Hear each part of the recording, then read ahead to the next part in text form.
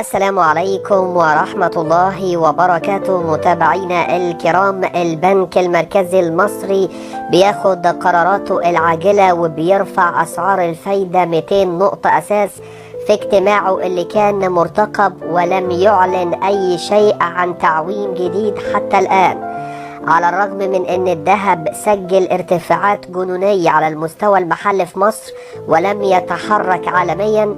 تجاوز عيار 21 من غير مصنعية 2135 شراء، 2165 للبيع، أي ما يعادل تقريبا الدولار الأمريكي في ما بين مستويات حالية ارتفعت عند 38 جنيه و39 سنت أو 39 قرش ل 38 جنيه ونص. يعني الدولار سعره دلوقتي في الذهب انفجر لهذه الارتفاعات وتم رفعه بالفعل، إلا أن البنك المركزي المصري لم يعوم حتى اللحظة. وكل القرارات اللي تم اتخاذها حاليا قررت لجنة السياسة النقدية للبنك المركزي المصري في اجتماعها، وذلك رفع سعري عائد الإيداع والإقراض لليلة واحدة.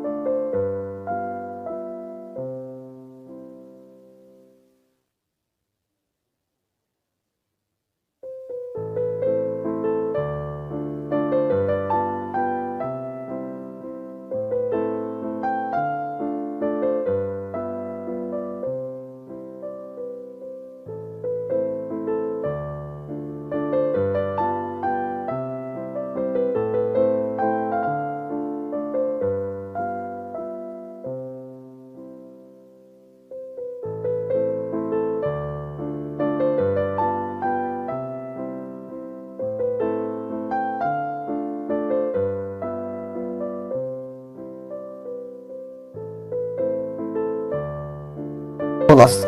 يبقى بالتالي السوق السوداء شغالة بشكل واضح جدا، سواء في الذهب، سواء في الحديد، سواء في السلع المختلفة حتى اللحظة، والبنك لم يحرك عاجلا.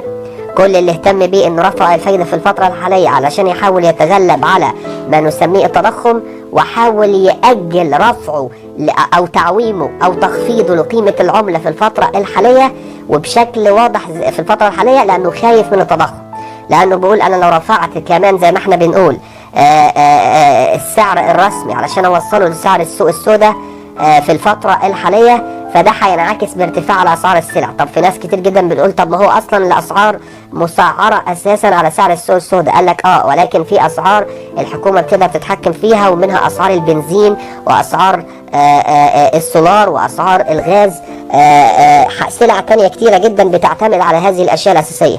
فمعنى انه يرفع كمان زي ما احنا بنقول السعر الرسمي، هيضطر برضو انه يرفع اسعار البنزين في الاجتماعات المقبلة بقيمة اعلى، وبالتالي هتنعكس اكتر على اسعار السلع بمزيد من الارتفاعات، فالتضخم يكبر ويعلى اكتر.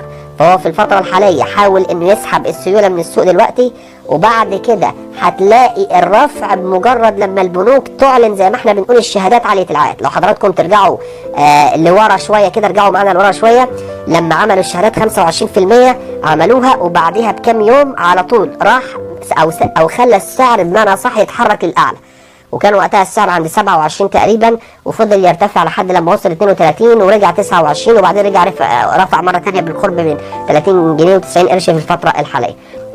علشان كده بنقول انه اجل عملية الرفع في الفترة الحالية لحين صدور الشهادات عالية العائد تسحب السيولة من السوق قبل اي عملية رفع جديدة، علشان ما يديش فرصة للسوق زي ما احنا بنقول ان يتكالب بالشراء على الدولار في الفترة الحالية، ويقول لك يعني يدي فكرة للسوق ان انا هثبت السعر اهو، فما تتكلبش على السوق السوداء. لكن السوق السوداء بطبيعة الحال زي ما احنا عارفين فاهم الموضوع وفاهم الوضع ماشي ازاي، وبناء عليه بنبدأ نلاقي ان الذهب بيرتفع، اللي هو اصلا المحرك الاساسي للسوق السوداء او هو السوق السوداء اساسا يعني، وبتوصل سعر الدولار فيه فوق 38 جنيه و50 قرش.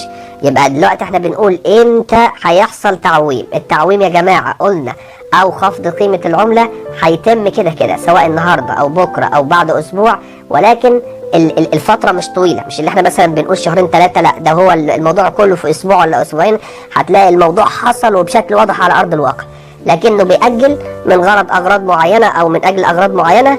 وزي ما احنا قلنا منها انه عايز يسحب السيولة بسرعة في السوق قبل ما يحصل تعويم، وفي نفس الوقت متخوف انه يحصل اي ارتفاع جديد في معدلات التضخم فيحاول يتلاشى هذه النقطة في الفترة الحالية. المهم ايضا كمل البيان، قال لك تباطأ ان معدل نمو النشاط الاقتصادي الحقيقي بشكل طفيف، سجل 9.3% خلال الربع يعني الرابع من عام 2022 وفقا لما تم الاعلان عنه، مقارنة بمعدل نمو بلغ 4.4% خلال الربع الثالث. والبيانات ايضا التفصيلية للربع الثالث في عام 2022 بتشير الى ان النمو في تحسن النشاط الاقتصادي للقطاع الخاص. هي ديت يعني البيان اللي صدر عن البنك المركزي المصري منذ لحظات قليلة بشأن رفع اسعار الفايدة، مع العلم زي ما قلنا لحضراتكم كده الفايدة ارتفعت اهي. هنسمع كمان كام يوم عن رفع او عن اصدار شهادات عالية العائد من البنوك الحكومية الكبرى على رأسها البنك الاهلي المصري وبنك مصر. هذه البنوك هتعمل شهادات اعلى من 25% قد تصل ل 30%، تسحب السيولة وبعد كده تلاقيه بيرفع لك او بيعوم لك الجنيه او بيرفع لك سعر الدولار او بيخفض لك قيمة الجنيه ووصلها لمستويات قريبة من مستويات السوق السوداء. واحنا قبل كده اتكلمنا عن كل الاسباب اللي هي المفروض تدفعه لانه يعمل تعويم عاجل وسريع. بكده يعني